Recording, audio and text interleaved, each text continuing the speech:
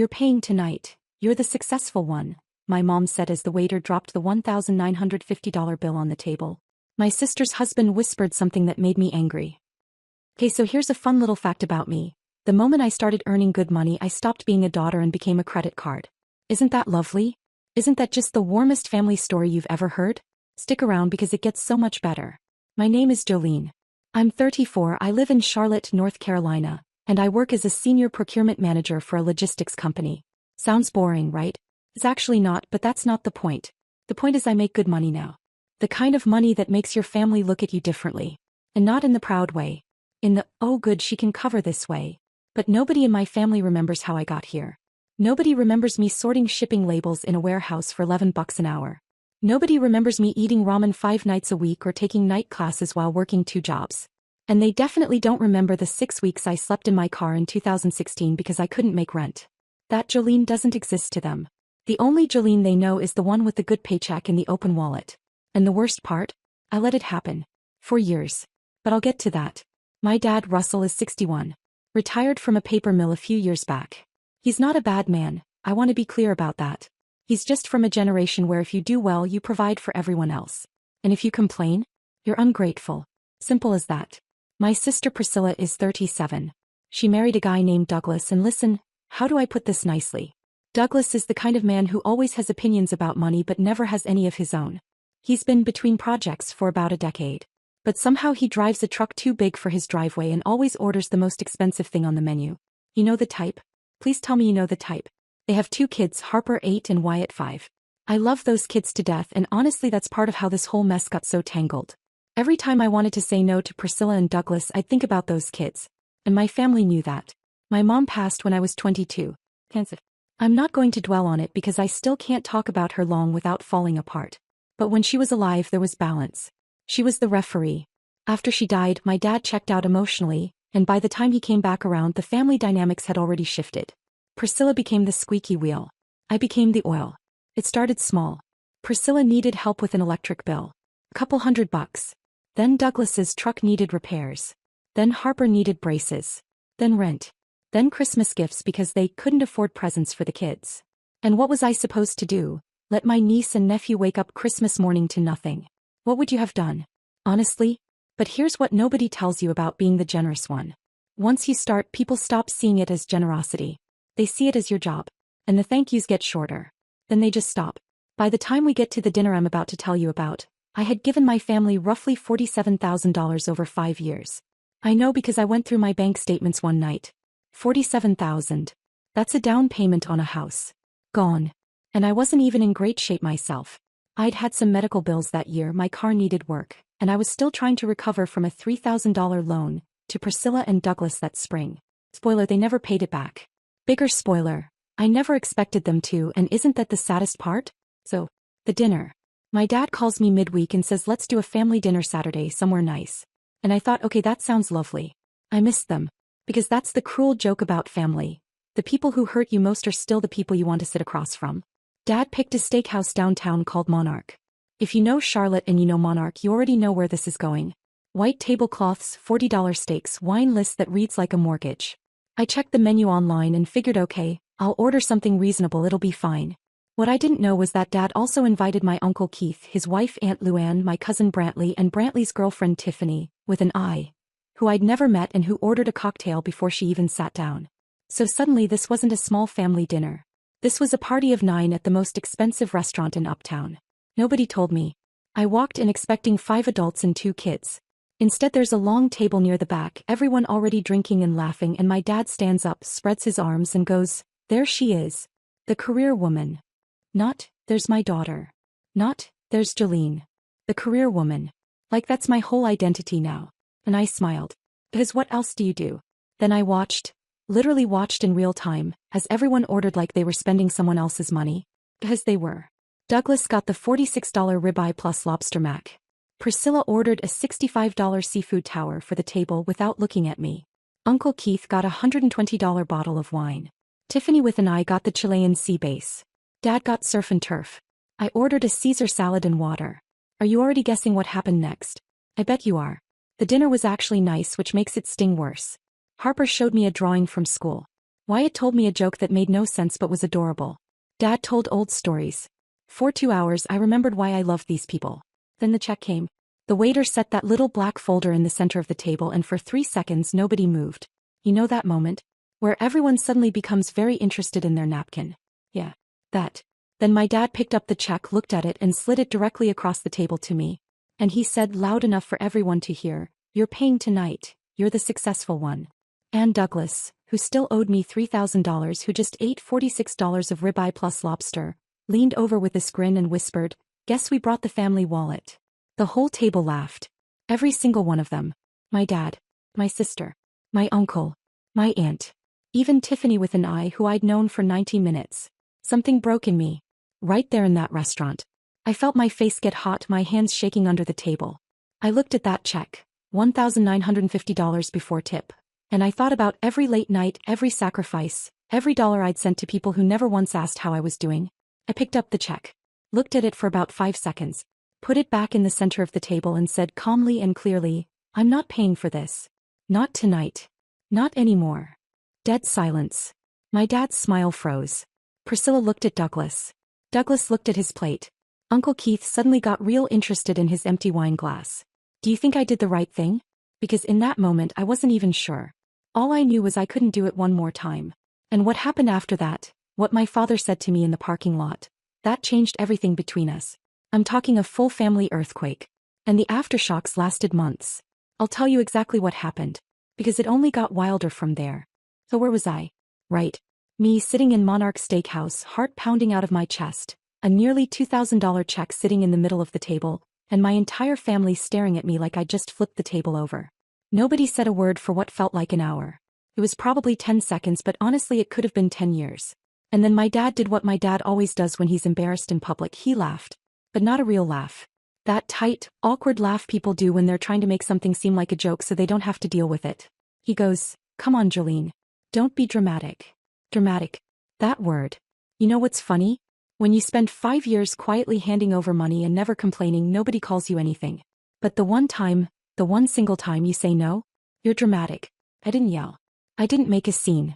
I just looked at him and said, "Dad, I'm not being dramatic. I just can't keep doing this." And then I looked around the table at everyone, Priscilla, Douglas, Uncle Keith, all of them, and I said, "Everyone here is an adult. Everyone here ordered their own food. So everyone here can figure out how to pay for it." And I got up and I left. Can you imagine the walk from that table to the front door? Because let me tell you, it was the longest 30 feet of my life. My legs felt like jelly. My hands were still shaking. Part of me wanted to turn around and say I was kidding and just pay the stupid bill and keep the peace like I always did. That voice in my head was loud, you know? That people-pleasing voice that says, "Just absorb it, Jolene, it's easier." But I kept walking. I walked right out the front door into the parking lot, got in my car and just sat there. Engine off.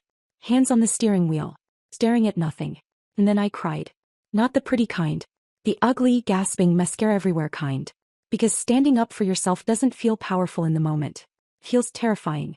Nobody tells you that part. I sat in that parking lot for maybe 15 minutes. And then my phone started blowing up. First text from Priscilla. "Are you serious right now?" Second text, also Priscilla. "Dad is humiliated. I hope you're happy." Third text, Douglas. Douglas, of all people. "Real classy, Jolene. Real classy." From the man who hasn't held a steady job since Obama's second term. I almost laughed. Then my dad called. I didn't answer. He called again. I didn't answer. He left a voicemail that I listened to the next morning. All it said was, "I don't know what's gotten into you, but you embarrassed this family tonight. We'll talk about this later." Embarrassed this family. Not, "Are you okay?" Not, "Did we do something wrong?" I embarrassed them. Me. The one who's been funding their lives for half a decade. Do you see how that works? Do you see how twisted that is? The person who finally says, "Enough," becomes the villain. And the people who've been taking and taking and taking, they're the victims. It's wild. It is genuinely wild. I drove home that night and didn't sleep. Not a single minute. I just lay in bed replaying everything. Every dinner I'd paid for. Every bill I'd covered. Every time someone said, "Jolene will handle it," like it was a given. And I started doing something I hadn't done before. I got angry. Not sad. Not guilty. Angry. And honestly, that felt like progress. The next morning, Sunday, I did something I maybe should have done years ago. I called my grandmother. My mama's mother. Grandma Ruthie. She's 81, lives alone in a little house out in Gastonia, still gardens every single day, and is the sharpest person I've ever known. When Mama died, Grandma Ruthie was the one who held me together. She's tiny, maybe 5'2", but that woman has a spine made of iron. I told her everything. The dinner, the check, what Dad said, what Douglas said, the text. All of it. And she was quiet for a long time, which scared me because Grandma Ruthie is never quiet. Then she said, "Baby, I've been waiting for this call for 3 years. 3 years. She'd been watching this happen. He knew. And she'd been waiting for me to wake up. She told me something I'll never forget. She said, 'Your mama would have flipped that table, not just the check. You were too patient, not too dramatic. There's a difference.' I swear I almost started crying again right there.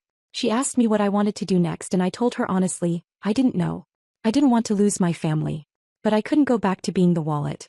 And she said, 'Then don't. Let them sit in it.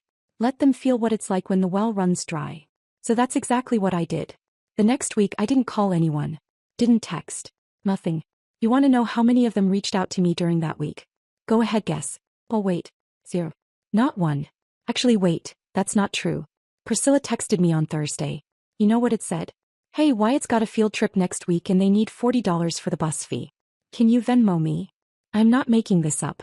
4 days after I walked out of that restaurant, my sister texted me asking for money. Not, 'Hey, are you okay?' Not, 'I think we should talk.' $40 for a bus fee. Like nothing happened. Like the whole dinner was just a weird little hiccup and we were back to normal programming. What would you have done? Honestly, tell me. Because I stared at that text for a solid 5 minutes. I didn't respond. First time in my life I left Priscilla on read. And it felt awful and freeing at the same time, if that makes any sense. By the following week, the family narrative had fully formed without me. And this is the part that really gets me, so listen close. My dad had apparently told Uncle Keith and Aunt Luann that I'd had some kind of episode at the restaurant. An episode. Like I was unstable. Like I needed help. And Uncle Keith told Brantley, and Brantley's girlfriend Tiffany, who again I'd met one time for 90 minutes, was apparently telling people that I stormed out and made a scene. I made a scene? I literally stood up, spoke at normal volume and walked out the door. That's a scene now? The story had been completely rewritten. In their version, I wasn't someone who'd finally set a boundary. I was the ungrateful daughter who ruined a nice family dinner. And the worst part, the absolute worst part, was that Priscilla was feeding it. My own sister. She was telling people I'd been difficult lately, and that she was worried about me. Worried. About me. Not worried enough to pay me back $3,000, but sure worried. About 2 weeks after the dinner I got a call from my dad. I almost didn't answer, but something told me to pick up. He was calmer this time. Not apologetic. Let me be very clear, not apologetic, but calmer. He said he wanted to come by my apartment and talk. Just the two of us. I said okay. He showed up that Saturday afternoon. Sat on my couch. I made him coffee because even when I'm furious with my father I still make him coffee because that's how he raised me, which is ironic if you think about it. And he started with, "Jolene, I think you overreacted at dinner." I just let him talk. Grandma Ruthie told me to do that. Let him say his piece first. Then you say yours. He went on about how he didn't mean to hurt my feelings, how it was just a joke, how family is supposed to help each other, how I make more money than everyone else so it only makes sense that I contribute more. He said Priscilla and Douglas are struggling and I should be more understanding. He said Uncle Keith thought it was rude. He said a lot of things. And when he was done I pulled out my phone, opened my banking app, and I showed him a number. $47,216. That's how much I've given this family in the last 5 years, Dad. He looked at the screen. Looked at me. Looked back at the screen. That's not, he started. It is, I said. I went through every single transaction. Every Venmo, every Zelle, every cash withdrawal. $47,000. And do you know how many times anyone in this family has asked me if I'm okay? If I need anything? If I'm doing all right? He didn't answer. 0 debt. The answer is 0.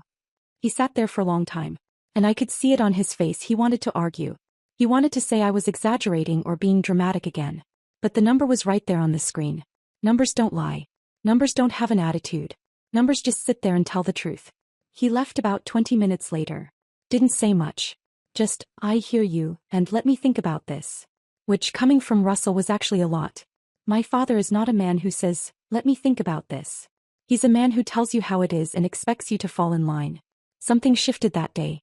I could feel it. Not a fix, not even close to a fix, but a crack in the wall. A tiny crack that let a little bit of light in. But here's the thing, Priscilla and Douglas? They weren't done. Not by a long shot. Because about a week after my dad's visit, Priscilla pulled something that almost made me lose it completely. And it involved my niece Harper, which is exactly why it hurt as much as it did. You want to know what she did? Oh, trust me, you want to know. Because when I tell you, you're going to understand exactly why what happened next had to happen. So Priscilla. My dear sweet older sister Priscilla. The one who's been worried about me. The one who told the whole family I had an episode. That Priscilla. Let me tell you what she did.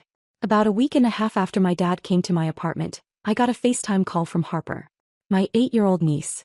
And I picked up immediately because it's Harper and I will always pick up for that kid. She's sitting on her bed, hair in a messy ponytail, and she looks like she's been crying. And she says, "Aunt Jolene, how come you don't love us anymore?" My entire heart just dropped into my stomach. I said, "Baby, what are you talking about? Of course I love you."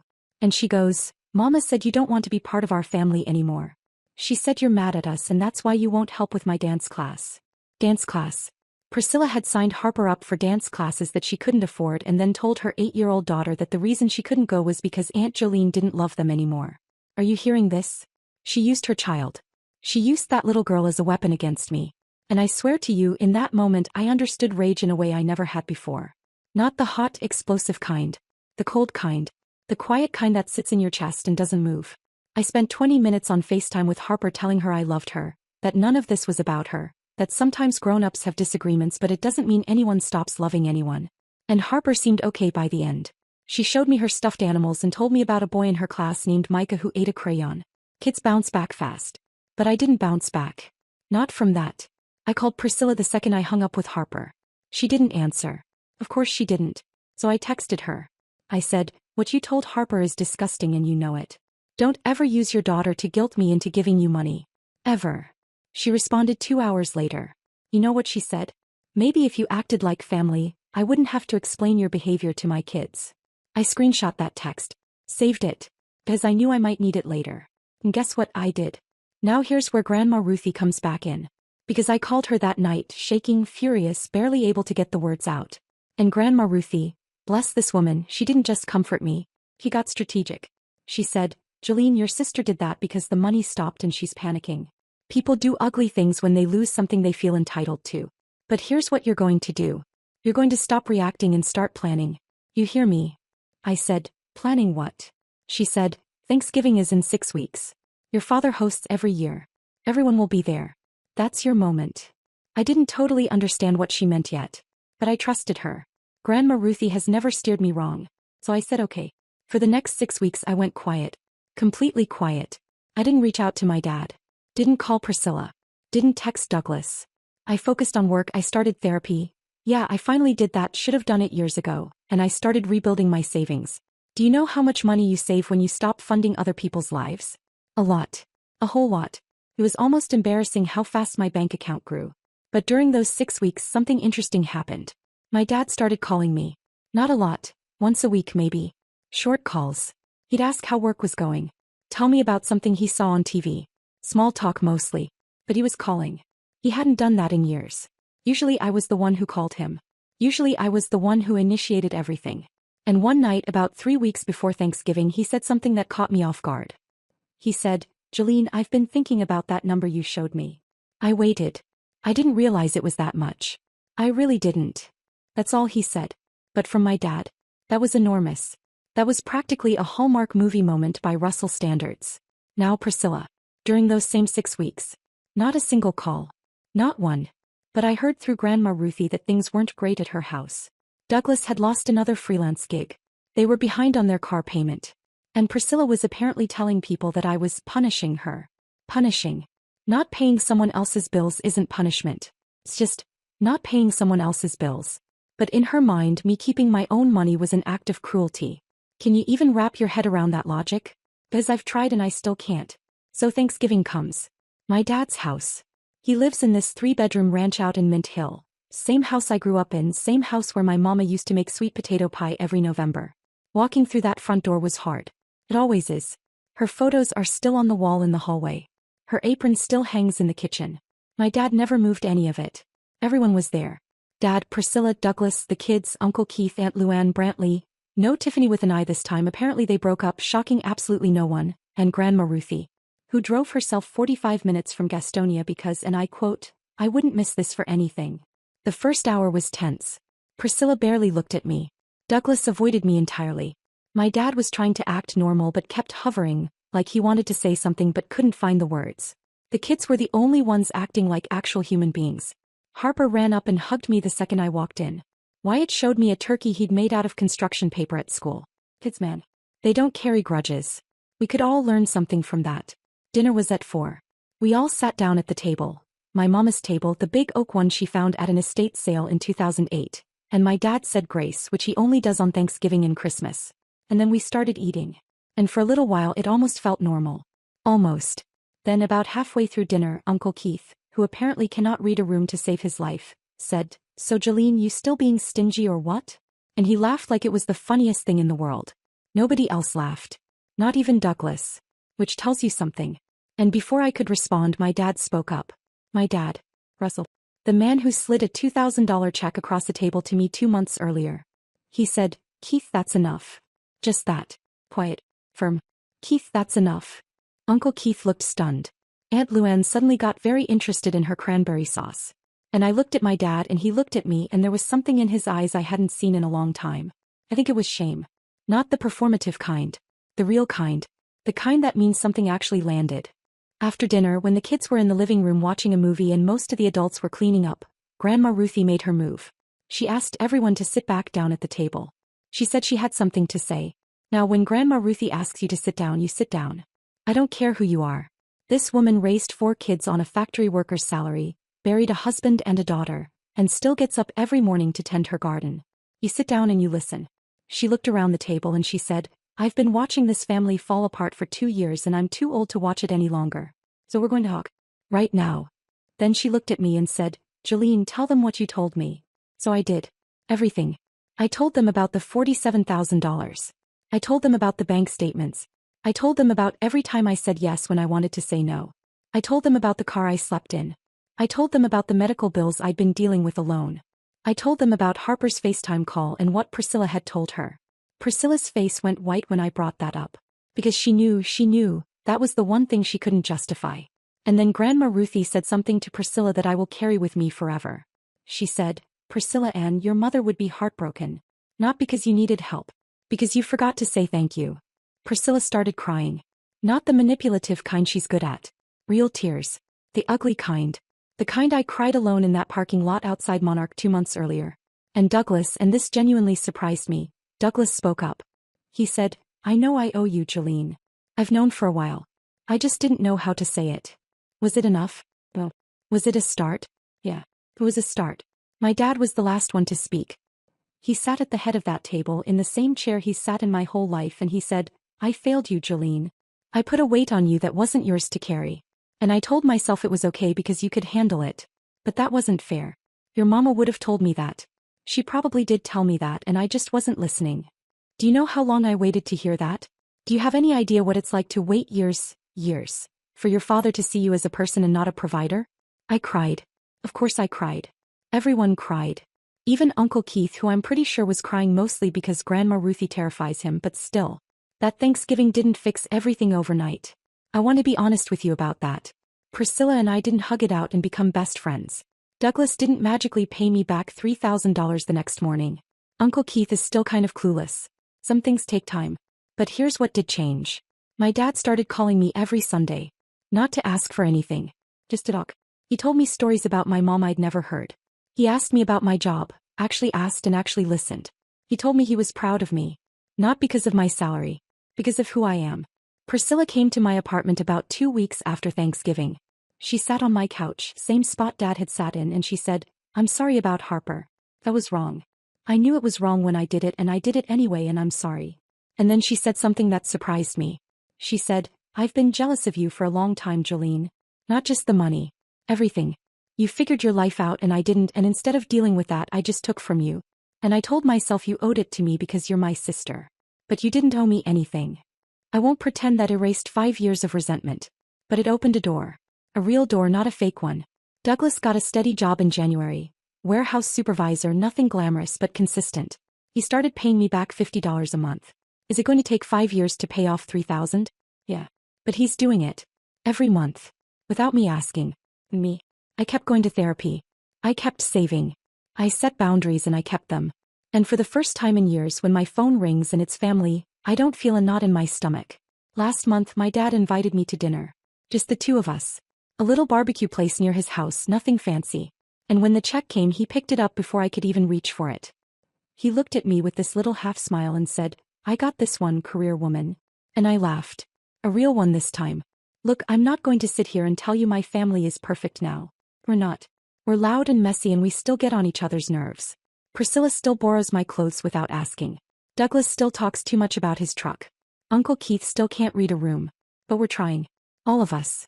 And trying counts for something. Grandma Ruthie told me something recently that I think about a lot. She said, family isn't the people who never hurt you. It's the people who learn how to stop. I think she's right. So that's my story. That's the restaurant and the check and the parking lot tears and the silent weeks and the Thanksgiving that changed everything. It's not a fairy tale. It's just real life with real people who messed up and then tried to do better. If you made it this far, first of all, thank you. Seriously. It means more than you know that you'd sit here and listen to all of that. If this story resonated with you or if you've been through something similar, I'd really love to hear about it. Drop a comment. Tell me your story. Tell me if you think I handled it right or if you would have done something different. I genuinely want to know. And if you enjoyed this, hit that like button so more people can find it. Something didn't land right or you see it differently, share that too. I'm not here for just the praise, I want the real conversations. Thank you for watching. Thank you for listening. And if you're the Jolene in your family right now, the one carrying everyone, the one who hasn't said no yet, just know it's okay to put the check down. It really is. Take care of yourselves. I mean that.